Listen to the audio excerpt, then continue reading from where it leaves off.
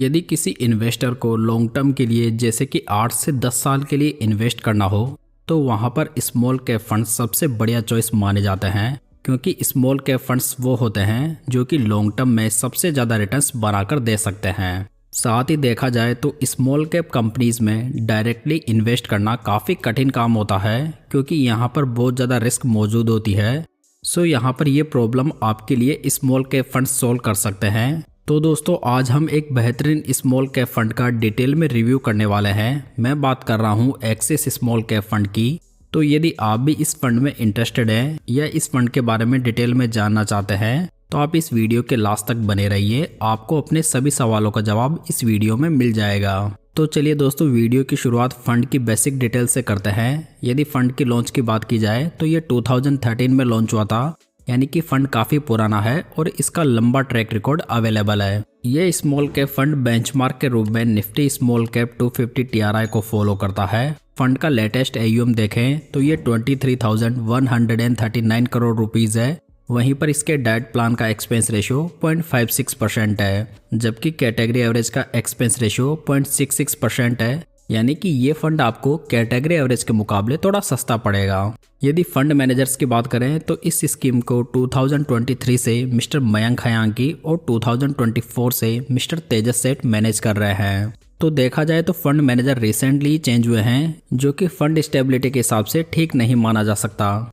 चलिए दोस्तों आगे बढ़ते हैं और फंड को रिटर्न्स के बेसिस पर रिव्यू करते हैं। यदि इस स्कीम में 5000 की मंथली SIP 10 साल पहले स्टार्ट की गई होती तो आज टोटल इन्वेस्टमेंट 6 लाख रुपए का होता, जिसकी मैच्योरिटी वैल्यू 18,26,000 रुपीज़ होती। वहीं पर कैटेगरी एवरेज में 50,41,000 रुपीज़। यदि सेम पीरियड के लिए 1 लाख रुपए लमसम इन्वेस्ट किए गए होते तो आज उसकी मैच्योरिटी वैल्यू 5,44,000 रुपीज़ होती, जबकि कैटेगरी एवरेज में 4,11,000 रुपीज़। तो दोस्तों यहाँ पर फंड ने SIP और लमसम दोनों के मामले में कैटेगरी एवरेज से बढ़िया रिटर्न्स बनाकर दिए हैं। चलिए आगे बढ़ते हैं और फंड के ट्रेलिंग रिटर्न्स को देखते हैं। लास्ट 10 ईयर्स में फंड के रिटर्न्स 18.37% है, वहीं पर बेंचमार्क के 13.27% है। यहाँ पर फंड की रैंक 12 फंड्स में से थर्ड रही है। लास्ट 5 ईयर्स में फंड के रिटर्न्स 22.94% है, वहीं पर बेंचमार्क के 23.51%। यहाँ पर फंड की रैंक 21 फंड्स में से 17th है। लास्ट 3 ईयर्स में फंड के रिटर्न 17.12% है, वहीं पर बेंचमार्क के 16.85% है, जहां पर फंड की रैंक 27 फंड्स में से 16th है। लास्ट 1 ईयर के रिटर्न्स की बात करें तो यहां पर फंड के रिटर्न्स 5.41% है, वहीं पर बेंचमार्क के नेगेटिव में 3.43%, जबकि यहां पर फंड की रैंक 39 फंड्स में से 10th है। तो यदि देखा जाए तो फंड के रिटर्न्स लॉन्ग टर्म में तो बहुत ही शानदार दिखाई दे रहे हैं, जहां पर इसकी कैटेगरी में थर्ड रैंक भी रही है। हालांकि उसके बाद में फंड की परफॉर्मेंस में थोड़ी गिरावट आई है, जहां पर ये फंड लास्ट 5 ईयर्स में अपने बेंचमार्क और कैटेगरी एवरेज के रिटर्न्स को भी बीट नहीं कर पा रहा। लेकिन दूसरी ओर फंड ने लास्ट 2 ईयर्स में वापस से अच्छी ग्रोथ पकड़ी है और अब ये थोड़ा बेटर रिटर्न्स बनाकर दे रहा है। लेकिन दोस्तों यदि आप लास्ट 6 मंथ्स का मार्केट देखेंगे तो यहाँ पर एक्सिस स्मॉल कैप फंड अपने कैटेगरी एवरेज और बेंचमार्क की तुलना में काफ़ी कम गिरा है। साथ ही यहाँ पर ये वर्स्ट परफॉर्मेंस का आप चार्ट देखेंगे तो यहाँ पर भी फंड अपने कैटेगरी एवरेज के मुकाबले कम गिर रहा है। तो इसका मतलब ये है कि ये फंड काफ़ी अच्छी डाउनसाइड प्रोटेक्शन भी हमें प्रोवाइड कर रहा है। चलिए आगे बढ़ते हैं और फंड के इंपॉर्टेंट रिस्क रेशियोज देख लेते हैं। यदि फंड का अल्फा देखें तो ये 3.44% है, वहीं पर कैटेगरी एवरेज का 2.70%। अल्फा रेशियो ये बताता है कि फंड अपने बेंचमार्क इंडेक्स से कितने ज़्यादा रिटर्न्स बनाकर दे रहा है। तो यहाँ पर फंड कैटेगरी एवरेज से बढ़िया अल्फा जनरेट कर रहा है, जहाँ पर इसकी रैंक 12th है। यदि बीटा की बात करें तो ये फंड का 0.67 है, वहीं पर कैटेगरी एवरेज का 0.83।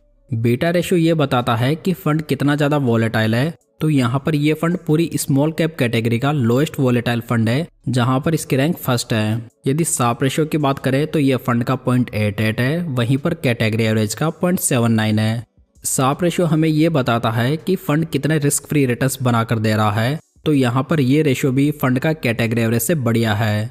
यदि स्टैंडर्ड डेविएशन देखें तो ये फंड का 13.33 है, वहीं पर कैटेगरी एवरेज का 16.53 है। स्टैंडर्ड डेविएशन भी डायरेक्टली वॉलेटिलिटी से कनेक्टेड होता है, जो कि हमें ये बताता है कि फंड के जो रिटर्न्स है वो उसके हिस्टोरिकल एवरेज रिटर्न से कितने ज़्यादा डेविएट हो सकते हैं। तो यहाँ पर भी ये रेशियो फंड का बढ़िया है, जहाँ पर इसकी रैंक फर्स्ट है। तो दोस्तों यदि कुल मिलाकर देखा जाए तो फंड के रिस्क रेशियो शानदार है, जहाँ पर इसका मेन पॉइंट ये है कि फंड स्मॉल कैप फंड होने के बावजूद भी काफ़ी कम वॉलेटाइल नेचर का है। चलिए आगे बढ़ते हैं और फंड का पोर्टफोलियो देखते हैं। यदि नंबर ऑफ स्टॉक्स की बात करें तो इसके पोर्टफोलियो में 123 स्टॉक्स मौजूद हैं। टॉप 10 स्टॉक्स का वेटेज देखें तो ये 23.39% है, यानी कि फंड में काफ़ी अच्छा डाइवर्सिफिकेशन देखा जा सकता है। यदि वैल्यूएशन रेशियोज को देखें और पीवी रेशियो की बात करें तो ये 4.6 है, वहीं पर इसका पीई रेशियो 32.37 है। तो यहाँ पर देखा जाए तो फंड का वैल्यूएशन भी ठीक नज़र आ रहा है। यदि पोर्टफोलियो में प्रेजेंट कैश होल्डिंग की बात करें तो ये 11.46 है।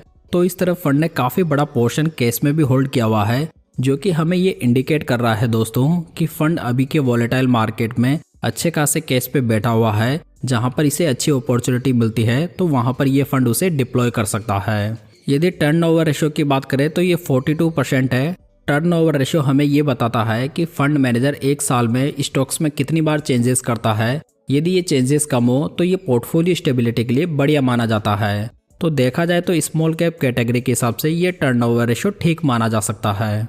यदि एक्सिस स्मॉल कैप फंड का एसेट एलोकेशन देखें तो इन्होंने लार्ज कैप कंपनीज में 4.37% इन्वेस्ट किया हुआ है, मिड कैप कंपनीज में 20.21%, वहीं पर स्मॉल कैप कंपनीज में 75.42%। तो यहाँ पर फंड का एसेट एलोकेशन लगभग कैटेगरी एवरेज के अकॉर्डिंग है, जो कि हम ठीक मान सकते हैं। सेक्टर वाइज एलोकेशन देखें तो फंड ने financial, health care, capital goods, services और कंस्ट्रक्शन में हाईएस्ट एक्सपोजर बनाया हुआ है, जहां पर फंड ने किसी भी स्पेसिफिक सेक्टर में मोर देन 20% का एक्सपोजर नहीं लिया हुआ है, जो कि रिस्क मैनेजमेंट के हिसाब से बहुत ही बढ़िया माना जा सकता है। दोस्तों आप यहां पर फंड के टॉप 10 स्टॉक्स का वेटेज देख सकते हैं, जहां पर भी इन्होंने किसी भी एक स्टॉक में मोर देन 5% का एक्सपोजर एलोकेट नहीं किया हुआ है, जो कि इनकी स्टॉक स्पेसिफिक रिस्क को काफ़ी हद तक कम कर देता है। यदि फंड की रेटिंग की बात करें तो क्रिस्टल और वैल्यू रिसर्च दोनों ने इसे 3 स्टार से रेट किया हुआ है। तो यहाँ पर फंड की रेटिंग भी मॉडरेट मानी जा सकती है। यदि किए गए एनालिसिस के बेसिस पर देखा जाए तो फंड ओवरऑल बढ़िया है। हालांकि फंड लास्ट 5 ईयर्स में अपने बेंचमार्क को बीट करने में नाकाम है, लेकिन दोस्तों लास्ट 5 ईयर्स में मार्केट एक तरफा जा रहा है, जिसमें कि काफ़ी स्मॉल कैप फंड्स अपने बेंचमार्क को बीट करने में नाकाम रहे हैं, जिसमें कि SBI स्मॉल कैप फंड भी आता है।